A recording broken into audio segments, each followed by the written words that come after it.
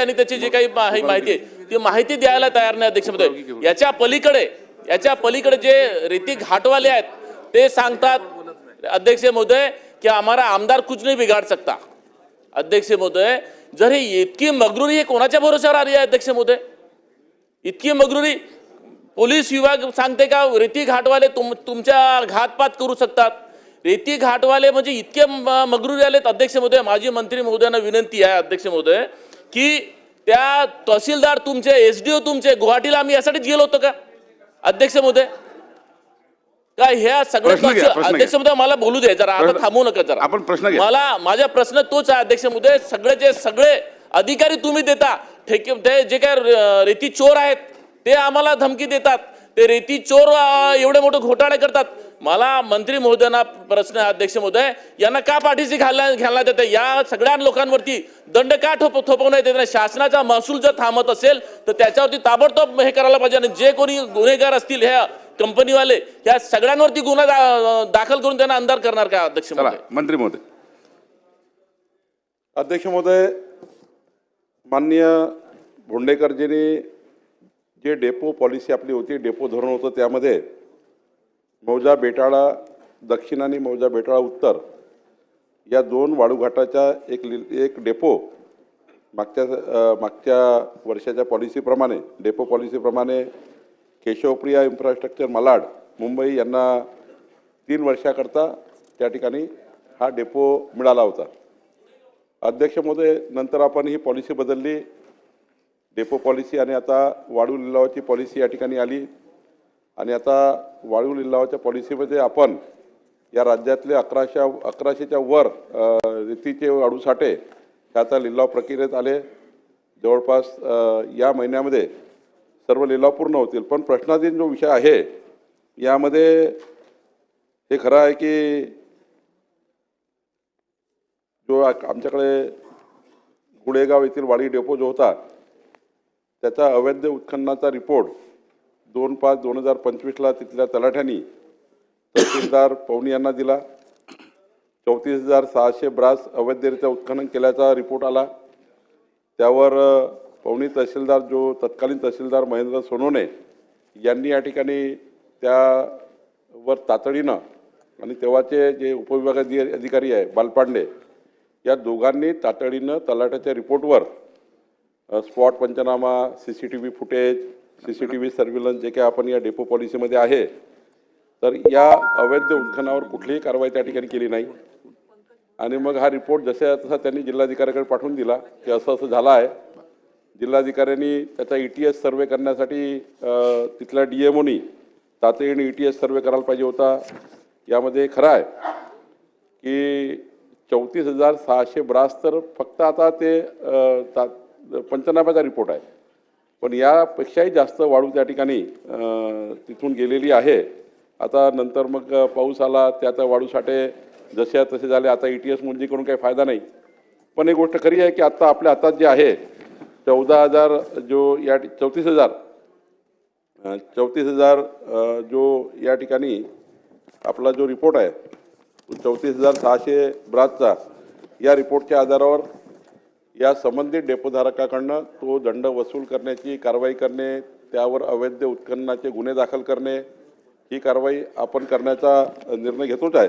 पण ही गोष्ट खरी आहे की तत्कालीन जो तहसीलदार होता त्यांचं सर्वात मोठं हे रॅकेट आहे आणि महेंद्र सोनवणे आता तो रिटायर झाला आहे।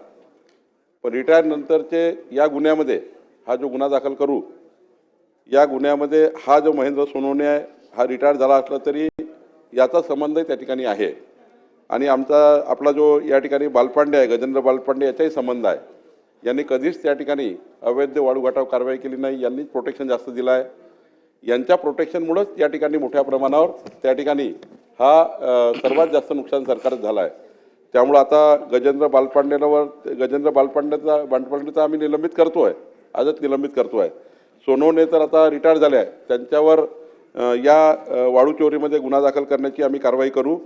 आणि हे जे काही यामध्ये 65 कोटी आता निघालेलं आहे सध्या, हे 65 कोटी रुपये वसूल करणे, त्यावर गुन्हे दाखल करणे, त्यावर पोलिसांची कारवाई करणे, हे या ठिकाणी करू। यामध्ये DMOनी सुद्धा, DMO तिथला माननीय शंभूराजेजी, आपण या DMOची याच्यामध्ये जास्त चूक आहे. DMOकडे वारंवार तक्रारी आल्या, जिल्हा खनिकर्म अधिकारी यांनी कुठलीही दखल घेतली नाही. त्यांनी तलाठ्यांनी तहसीलदारांनी रिपोर्ट पाठवल्यावरही त्यांचा ETS सर्वे केला नाही किंवा ETS सर्वेची पुढची कारवाई काहीच केली नाही. आणि त्यामुळं माननीय मी शंभूराजे देसाई यांनाही विनंती करतो की खनिकर्म मंत्री म्हणून हा जो DMO आहे हा कल्प्रिट आहे आणि या DMOवरही त्या ठिकाणी आपण तपासणी करून त्याची चौकशी करून आपले खनिकर्म मंत्री या ठिकाणी कारवाई करतील. पण आम्ही आता महसूल म्हणून तिथला जो तत्कालीन ADO होता त्यावर त्या ठिकाणी त्यांना निलंबित करणे, जो आम्ही पोलिसामध्ये गुन्हा दाखल करणार आहोत त्या गुन्ह्यामध्ये बालपांडे आणि सोनवणे या दोघांची चौकशी आम्ही करायला लावू. FIR दाखल करून यांची त्या ठिकाणी फौजदारी चौकशी आम्ही करायला लावू. आणि जे 65 कोटी रुपयाचा आज जे प्राथमिक अंदाज आहे याबद्दल वसूल करणे आणि ती कंपनी जी आहे त्या कंपनीवरही या ठिकाणी हे गुन्हे दाखल करण्याची कारवाई सरकार करेल. पुढे जाऊ.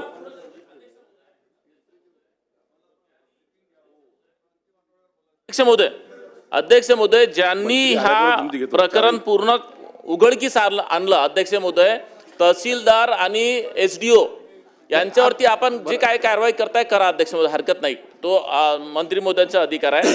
पण मुळात ज्यांनी तो प्रकरण बाहेर आणला आणि DMO आणि कलेक्टरनी इतके महिनेपर्यंत दाबून ठेवला आणि त्यांच्या भरोश्यावरती जे लोक मगरुरीने बोलत होते की आमदार हमारा कुछ नहीं कर सकता, हम आमदार को उड़ा देंगे, तर अध्यक्ष महोदय आज सुरू केलं नाही. अध्यक्ष महोदय, माझा प्रश्न मुळात असा आहे की ज्यांनी का प्रकरण बाहेर आणलं तुम्ही त्यांच्यावरती कारवाई करता हरकत नाही, पण ज्यांनी हा प्रकरण दाबला DMO आणि जिल्हाधिकारी यांना निलंबित करणार का आपण? दुसरा प्रश्न की ज्यांनी ह्या सगळा भ्रष्टाचार केला, म्हणजे 65 कोटीचा तो जवळपास आहेच, पण आमचं म्हणणं आहे की 300 कोटीपेक्षा जास्त असेल हा भ्रष्टाचार. मुळात ज्या लोकांनी, ज्या ठेकेदारांनी, ज्या कंपनीवाल्यांनी यांच्यावरती आपण मोका लावणार का अध्यक्ष महोदय, आणि ते किती दिवसात लावणार हा माझा प्रश्न आहे. मंत्री महोदय, नाही, याच्यामध्ये खनिकर्म जो अधिकारी आहे त्याच्यावर गुन्हा दाखल करणे, त्याच्यावर कारवाई करणे, त्याची तपासणी करणे माननीय मंत्री खनिकर्म या ठिकाणी आहेत. जिल्हाधिकारी यामध्ये जिल्हाधिकाऱ्याचा फार रोल येत नाही. शेवटी दाबलं नाही आहे. त्यांनी फक्त आपल्या DMOनी ETS सर्वे करायला पाहिजे, तो केला नाही. ETS सर्वे करायला पाहिजे होता, तो केला नाही. आणि या प्रकरणाला त्या ठिकाणी DMOनी बऱ्यापैकी त्यांना मदत करण्याचा प्रयत्न केला आहे. पण सोनवणे यांनी याच्या ठिकाणी पूर्ण यांना प्रोटेक्शन दिलं होतं, बालपांडेंनी पूर्ण प्रोटेक्शन दिलं होतं. त्यामुळं हे या ठिकाणी प्रकरण आहे.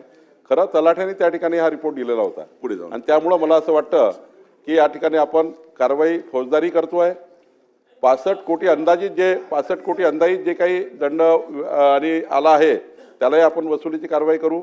म्हणजे आता 65 कोटी रुपये एकदम असा नाही आहे की 65 कोटी आहे, त्यामध्ये आत्ता नाही, जास्त आहे कमी आहे, आज मी सभागृहामध्ये या बाबीवर जाणे योग्य नाही.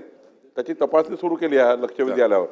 पण एक गोष्ट खरी आहे की मोठ्या प्रमाणात अवैध उत्खनन झालं आहे. 3 मीटरपर्यंत अवैध उत्खनन झालं आहे. तहसीलदारनी त्या ठिकाणी इन्व्हॉल्वमेंट आहे, आमच्या त्या ठिकाणच्या ADOचे इन्व्हॉल्वमेंट आहे, त्या ठिकाणी खनिकर्म अधिकाऱ्याचे इन्व्हॉल्वमेंट आहे. आणि त्यामुळं फौजदारी कारवाई आपण करतोय. त्या कंपनीने त्या ठिकाणी डेपोचे सर्व नियम डावलून CCTV सर्व्हिलन्स वगैरे काही न ठेवता सारे 16-17 जे काही आपल्या कंडिशन आहे त्या सर्व डावलून त्या ठिकाणी अवैध उत्खनन केलं आहे. अरे काय, चला त्यामुळे मला असं वाटतं व्यवस्थित उत्तर दिलाय मंत्री महोदयांनी. अजून काही अधिकची माहिती मान्य सदस्याकडे असेल तर ती अधिकची माहिती आम्हाला द्या. आम्ही या गुन्ह्यामध्ये याचा अंतर्भाव करू.